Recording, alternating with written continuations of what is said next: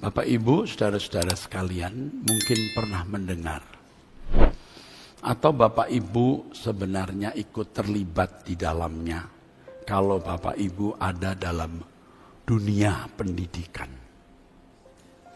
Ada sekolah-sekolah yang mewajibkan dan menetapkan ukuran nilai kelulusan itu di atas nilai 7,5. Jadi nilai 7, di bawah 7 tidak lulus. Atau di perguruan tinggi menetapkan satu nilai untuk kelulusan. Jadi ketika siswa itu masuk sekolah tersebut, pihak sekolah memberitahu bahwa sekolah itu menetapkan nilai minimal 7,5. Jadi murid-murid sejak masuk sekolah itu sudah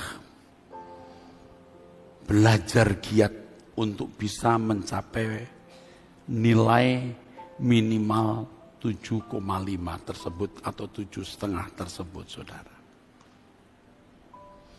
Tetapi banyak sekolah atau sebagian besar sekolah tidak menetapkan nilai yang begitu tinggi, saudara. Memang sekolah-sekolah seperti ini memiliki lulusan yang baik. Yang kalau ada ujian saringan masuk perguruan tinggi nasional, banyak yang lulus. Dari sekolah ini juga dikirim siswa-siswa yang mewakili negara dalam olimpiade matematik atau sains. Tetapi lebih banyak atau hampir sekolah itu tidak menetapkan nilai minimal demikian. 6 sudah lulus. 5,5 dijadikan 6, saudaraku. Bapak Ibu, saudaraku sekalian,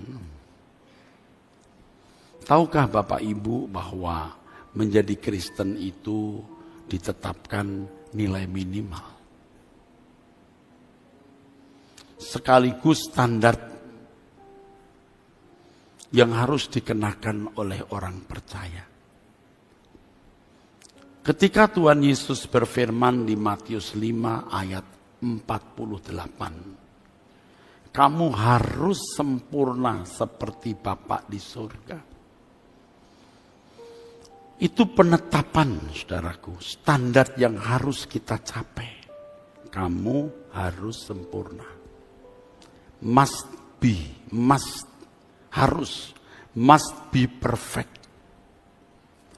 Dan standarnya Allah Bapa must be perfect. As just your Father in heaven is perfect. Tetapi entah bagaimana, saudara, kekristenan telah mengalami kemerosotan yang begitu hebat. Berabad-abad.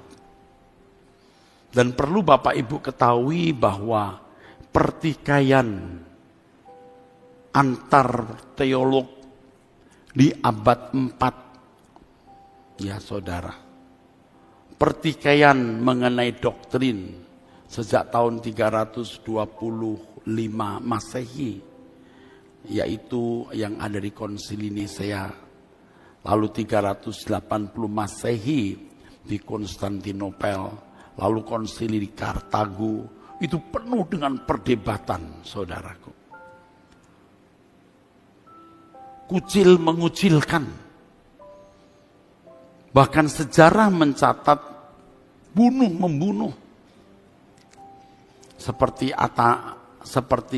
Arius yang dianggap salah.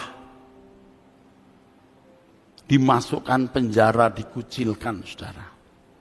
Tapi ketika penguasa Konstantinus diganti, lalu lebih pro Arius dipanggil pulang dari pengasingan, tapi belum sampai rumah dibunuh di jalan. Lalu abad ke-5 sampai abad 15, 1000 tahun gereja mengalami yang disebut abad kegelapan. Abad kegelapan.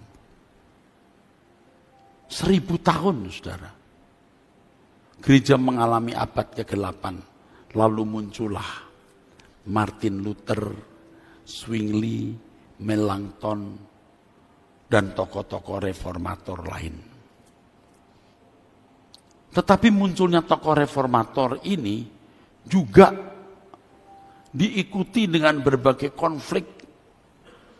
Kalau ada orang yang tidak memiliki doktrin seperti yang diakui gereja waktu itu, bisa dibakar hidup-hidup, saudara.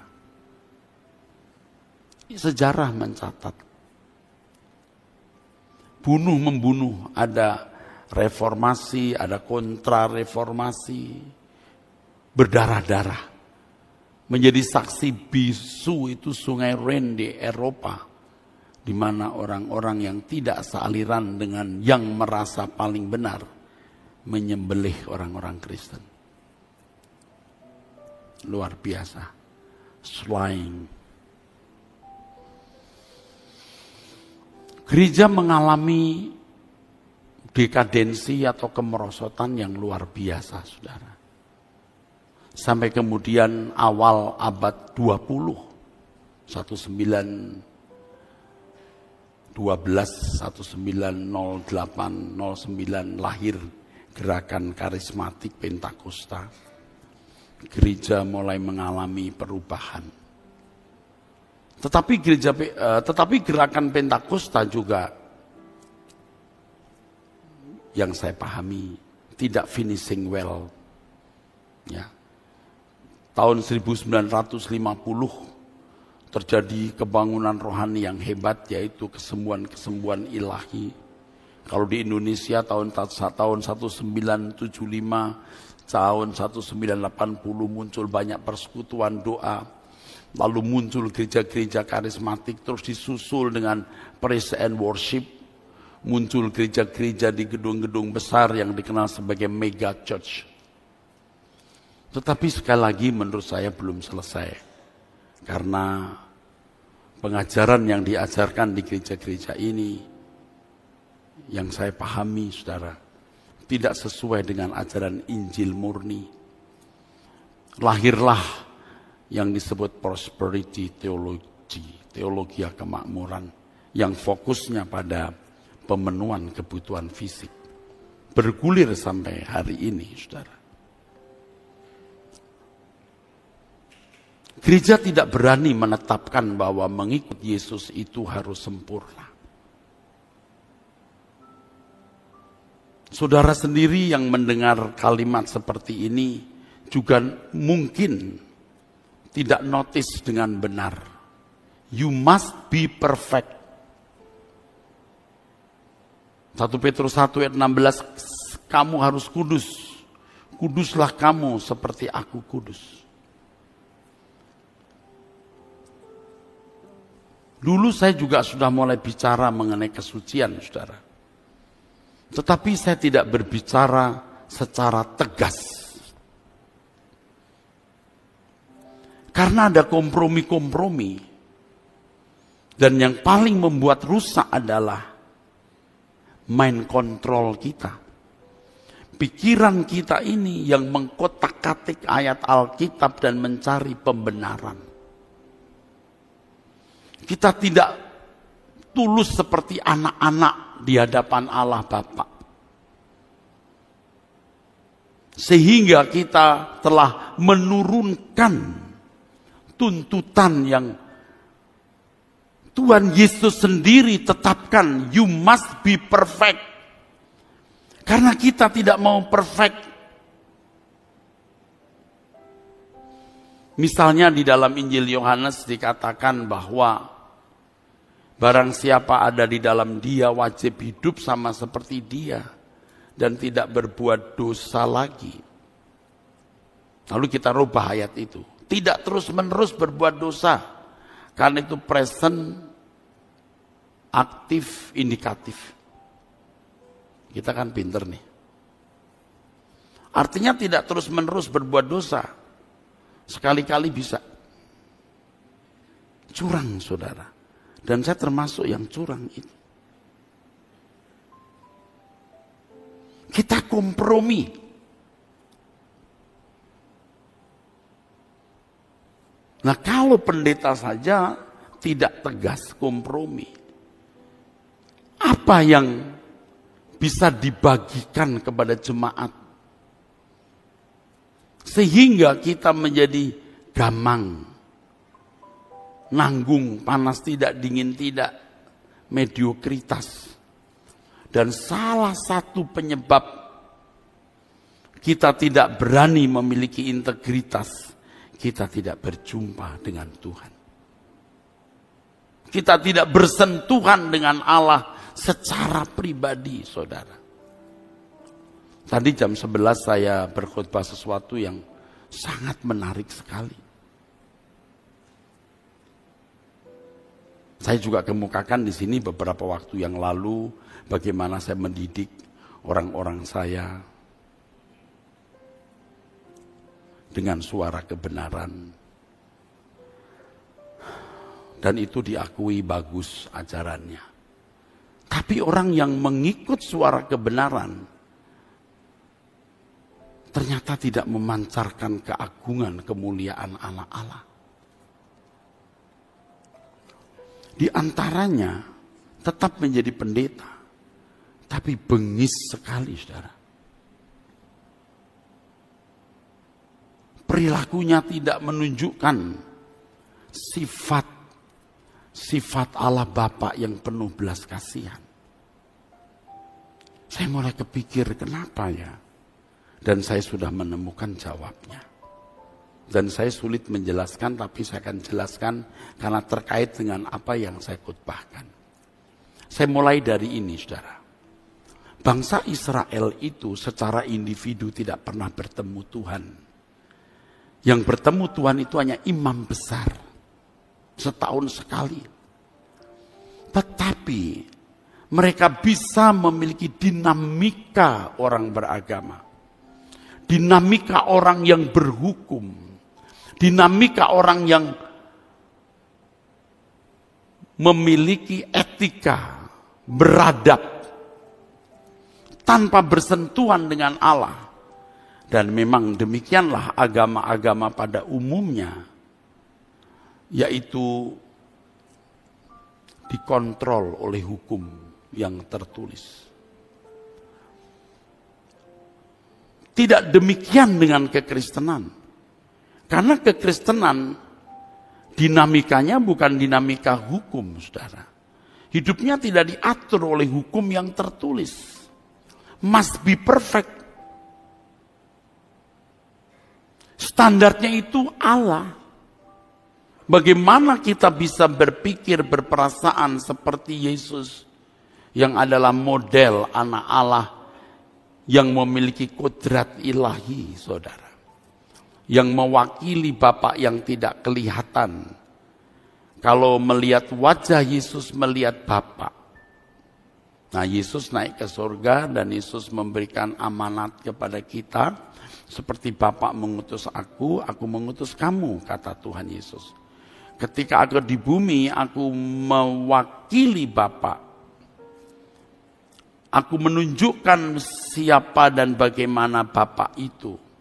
Nanti kalau aku ke surga, kamu yang mewakili aku. Must be perfect.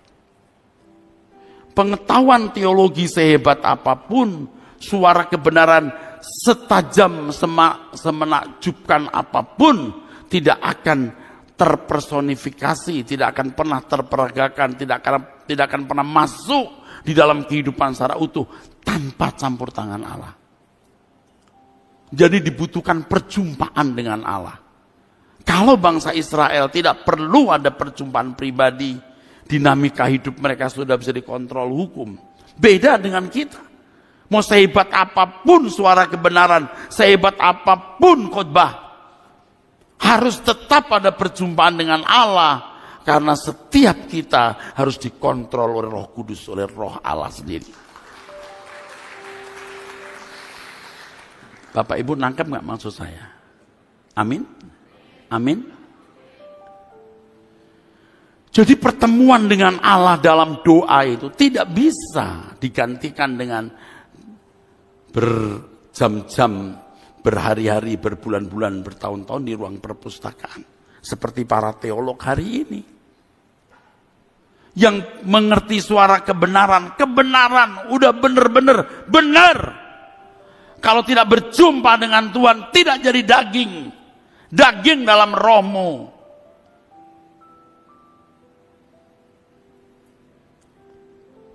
Apalagi yang belum tentu kebenaran, saudara.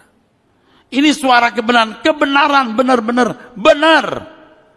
Tidak akan terperagakan kalau orang tidak berjumpa dengan Tuhan. Padahal berdoa itu paling sulit, saudara. Berdoa itu paling sulit. Bisa ya orang nonton film dan lain-lain berjam-jam. Doa 10 menit saja setengah mati melewati 10 menit itu. Coba kalau saudara tetap bertahan sampai menemukan perjumpaan dengan Tuhan. Saudara akan edik. Saudara tidak bisa tidak berdoa. Sekarang kita mulai kembali kepada Injil yang sejati. Lukas pasal 14. Kamu mau ikut aku? Lepaskan dirimu dari segala milikmu. Ini sama dengan ketika orang bertanya, Tuhan apa yang harus kulakukan supaya aku beroleh hidup yang kekal. Hidup yang kekal, hidup yang berkualitas. Kalau kamu hanya ingin hidup berkualitas standar agama, lakukan saja hukum. Lalu orang itu berkata, semua sudah kulakukan Tuhan, kurang apa lagi? Matius 19 ayat 21, 22, 23. Yesus berkata, kalau kamu mau itu, lepaskan segala milikmu dan ikut aku. Ikut jejakku. Hidup seperti aku hidup. Itu standarnya. Jadi kalau orang Kristen tidak seperti Yesus, dia bukan Kristen. Jangan ngaku Kristen. Kalau orang Kristen perilakunya tidak seperti Yesus, bohong, penipu, gadungan, palsu dia.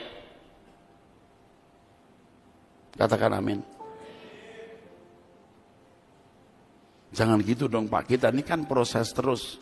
Ya oke, proses. Tapi nyata tidak pertumbuhanmu, progresivitasmu. Ini hamba-hamba Tuhan, kita ini modelnya Pak. Jemaat tidak akan bisa terpacu dan terpicu maju kalau modelnya tidak ada di dalam gereja. Kita ini modelnya. Dulu kita dorong orang kuliah, kita dorong orang punya gelar, kita dorong orang belajar bahasa Yunani, Ibrani. Kita tidak mendorong atau kurang mendorong, you must be perfect. Karena kita sendiri yang ngomong juga takut.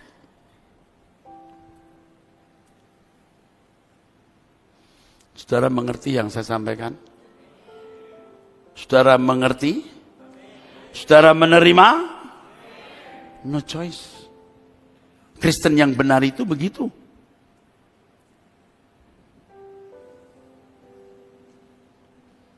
Saya mengutip sebuah fragmen yang terjadi ketika Yesus menyatakan kepada murid-muridnya bahwa dia harus pergi ke Yerusalem dan menderita, ya, mati tapi bangkit. Matius 16 dari ayat 21. Petrus tidak mau mengerti pikiran dan rencana Allah itu. Petrus mencoba untuk menahan, menghalangi, dan membatalkan. Yesus berpaling kepada Petrus dan berkata di ayat 23, "Enyahlah iblis, engkau suatu batu sandungan bagiku, sebab engkau bukan memikirkan apa yang dipikirkan Allah, melainkan apa yang dipikirkan manusia." Ada standar di sini. Kalau kamu tidak memikirkan apa yang dipikirkan Allah, iblis. Tapi kita kan tidak berani memberi label itu. Apa salahnya sih memikirkan yang dipikirkan manusia? Toh tidak menyakiti, tidak melukai. Oh, enggak apa-apa kalau kamu kelas orang beragama. Tapi kalau kamu kelas anak Allah yang mengikut Yesus, kamu harus berpikir apa yang Allah pikirkan. Ini tolong ya, hamba-hamba Tuhan, nanti khotbahnya mesti berubah. You must be perfect.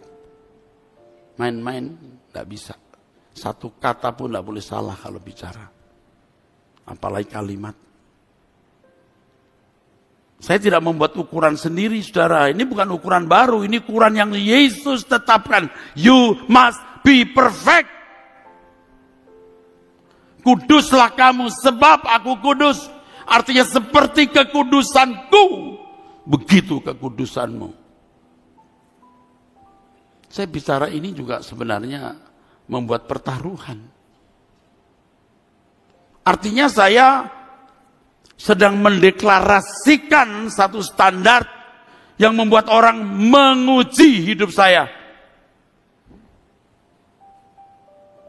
Saya bukan manusia yang kebal dosa, saya tidak imun terhadap kesalahan, tapi saya harus memilih must be perfect. In the rest of my life, I have to choose must be perfect. Anda tidak akan menyesal kalau ikuti firman ini.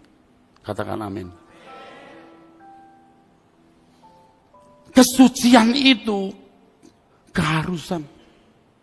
Absolut, mutlak.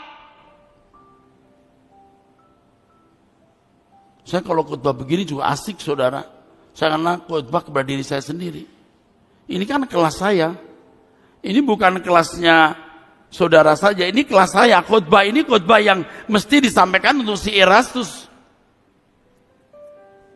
Saya sudah tidak lagi perlu dengar khotbah. Jangan takut, Tuhan beserta. Dia peduli, dia mengerti. Udah lewat kita khotbah begitu, saudaraku. Walaupun kita tidak meninggalkan kalimat itu. Saudara mengerti? Disingkatnya umur hidupmu, capai prestasi abadi.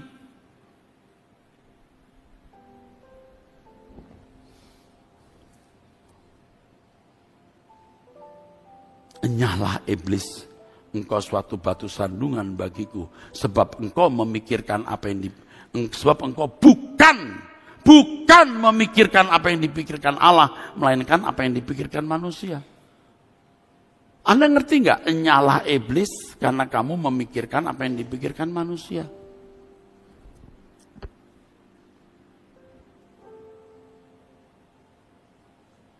Jadi kita itu nggak bisa ikut Tuhan sambil nyambi atau sambilan apa gitu. Nggak bisa. Tuhan harus segalanya dalam hidup kita. Jadi kalau kita bisnis, kita karir, kita studi, kita berumah tangga, itu pun dalam mensupport perjalanan kita untuk sempurna, mensupport hidup kita yang harus sempurna seperti Bapak. Ya, amin. Kita beri tepuk tangan untuk kebenaran ini. Lalu Tuhan Yesus berkata, setiap orang yang mau mengikut aku, ia harus menyangkal dirinya. Menyangkal diri itu bukan hanya mengatakan tidak untuk perbuatan yang melanggar hukum, dan ya untuk perbuatan yang tidak melanggar hukum. Nah kalau begitu agama, Pak, itu pertarakan. Agama itu begitu. Dan dulu kita memahami menyangkal diri itu begitu. Salah. Menyangkal diri itu berarti menyangkali semua naluriah kemanusiaan untuk bisa mengenakan naluri ilahi. 2 Petrus pasal 1 ayat 3 dan 4 mengenakan kodrat ilahi. Asik. Hidup seperti ini asik sekali, saudara. Anda dan saya punya persoalan banyak. Saya juga punya persoalan banyak. Tapi kalau kita memfokuskan diri pada pergumulan untuk menjadi manusia sesuai standar Allah, itu asik sekali, saudara. Jadi menyangkal diri itu sama dengan selesai dengan diri sendiri. Semua unsur kemanusiaan harus diganti dengan unsur ilahi atau divine nature, kodrat ilahi. Maka firman Tuhan yang benar itu bukan hanya mengajarkan ini salah, ini benar, jangan begini, jangan begitu, halal dan haram. Tetapi mengapa begini, mengapa begitu? Cerdas. Dan itu hanya Holy Spirit, hanya Roh Kudus yang bisa pimpin. Saudara masih bersama saya? Saudara akan jadi cerdas kok kalau mengikuti khotbah seperti ini. Walaupun saudara belum tahu bagaimana mengimplementasikan atau mengenakan dalam hidup saudara.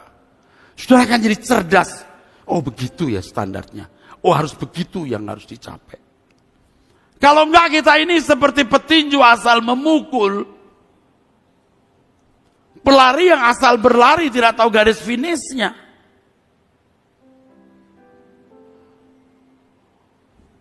2 Korintus pasal yang kelima ayat 9 dan 10.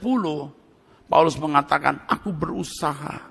Baik aku diam dalam tubuh ini maupun di luarnya. Supaya aku berkenan. Tingkatannya itu berkenan kepada Allah.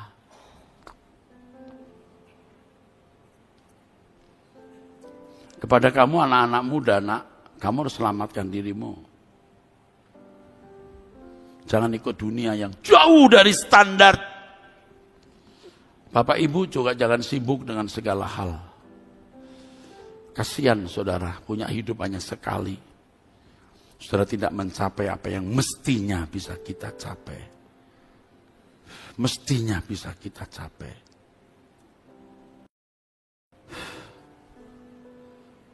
Masih ingin memiliki apa yang orang lain miliki. Masih ada dorongan yang tidak patut terkait dengan seks, urges, dorongan seks. You belum selesai dengan diri sendiri. Pria-pria lihat wanita yang cantik masih, wah kok cantik lalu menikmati dengan mata. Itu najis. Kita tahu wanita ini cantik, sudah gak ada urusan. Kekudusan matamu, kekudusan pikiranmu. Saya sering berdoa, Tuhan, kok aku merasa belum memuaskan Engkau. Padahal rasanya aku sudah tidak berbuat salah. Kalau dulu sebelum tidur saya berlutut dulu minta ampun. Sekarang saya tidak perlu minta ampun. Karena saya merasa tidak ada salah. Jadi kalau ada satu impuls atau rangsang mau berbuat dosa, entah bentuk kemarahan atau benci atau apa, saya mulai berkata, aku tidak boleh, aku tidak perlu nanti minta ampun.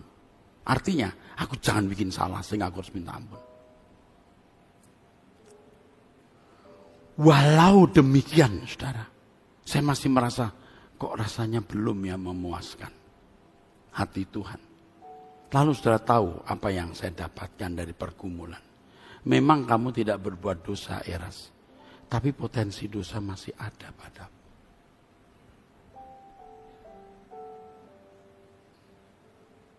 Kamu tidak berbuat dosa. Tapi potensinya masih ada.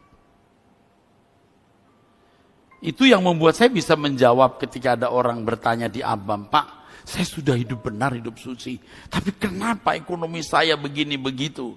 Saya punya jawaban. Itu usaha preventif Allah. Pencegahan. Kalau ekonomimu baik, bahaya kamu. Kita beri tepuk tangan. Allah itu luar biasa memprotek kita, saudara. Dia melindungi kita.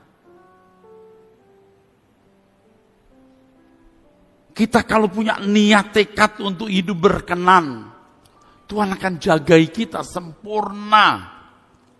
Tidak akan dipermalukan, saudara. Jadi yuk kita sungguh-sungguh. Dan satu hal yang saudara harus lakukan adalah harus punya doa pribadi. 30 menit, 1 jam setiap hari. Karena itulah nafas hidup yang membuat kamu bertumbuh. Kalau saudara belum sanggup, ikut dulu doa pagi jam 5. Jangan terlambat. Jangan karena tidak ada yang melihat ya terlambat saja. Jangan. Jangan. Tepat waktu jam 5. Lakukan ini. Dan rasakan perubahan seperti kesaksian di Abam berkali-kali. Dengan doa pagi itu orang berubah. Sebab perjumpaan dengan Tuhan membuat roh kita mencium kesucian Allah. Melihat kekudusan Allah. Di dalam roh kita merasakan. Sehingga kita memiliki kepekaan, saudaraku. Ada ibu-ibu yang ada kotor sedikit sudah rame. Cerewet. Dia nggak bisa lihat barang kotor. Karena biasa bersih-bersih.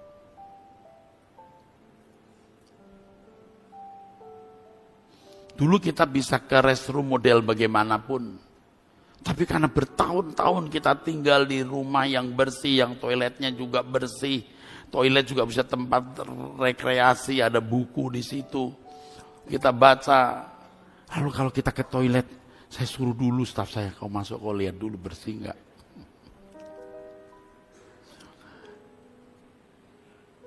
Sekarang di Cina sudah bagus, banyak yang bagus. Dulu saudara ampun-ampunan, saudara. Saya takut ke Cina itu takut ke toiletnya. Bisa loh toilet itu bisa 5 atau 6 gitu, cuma ditutup apa namanya. Kelihatan atas, bagaimana ya. Aduh enggak ngerti saya, enggak bisa. Tapi sekarang udah mulai katanya saya udah ke Cina udah berapa tahun ini. Dulu kita ke toilet mana aja bisa. Di stasiun, terminal. Waduh saudara saya khotbah. Mau khotbah misalnya di Bandung, saya turun di terminal. Saya ganti baju di toiletnya bisa, masih muda. Sekarang saudara, begitu bau dikit. Serius, bukan kita sok. Nah tahu jadi berubah. Dulu kita lewat tempat sampah ya udah begini aja. Sekarang ini. Tapi orangnya sambil garuk sampah. Garuk tangannya pakai pisang goreng ini. Buset. Dia sudah biasa tuh. Saudara berdoa tiap hari kesucianmu akan mengalir. Kalau Anda sedikit mau salah, Tuhan bilang salah. Kamu gak tulus. Kamu ramahnya dibuat-buat. Ini diplomasi. Ini keramat tamahan yang tidak tulus. Saya lagi khotbah ambil spidol mau tulis bahasa Ibrani. Saya bisa tulis bahasa Ibrani. Dan tulisan Ibrani saya kan ada seninya gitu saudara. Karena memang suka nulis. Dan saya juga suka melukis memang. Lagi mau ambil ini Tuhan bilang dalam hati nih. Mau tunjukin ya kok bisa bahasa Ibrani. Ini enggak perlu pakai tulisan begitu. Udah tahu jemaat. Oh iya taruh lagi. Kita itu punya refleks dosa luar biasa. Tapi karena kita terus punya jam doa. Aduh, Tuhan ngajarin kita luar biasa. Kita tidak dilayani baik-baik sama orang, kita udah mulai matamu. Aduh, saudaraku. Kita mulai peka. Ayo kita berubah, saudara. Amin.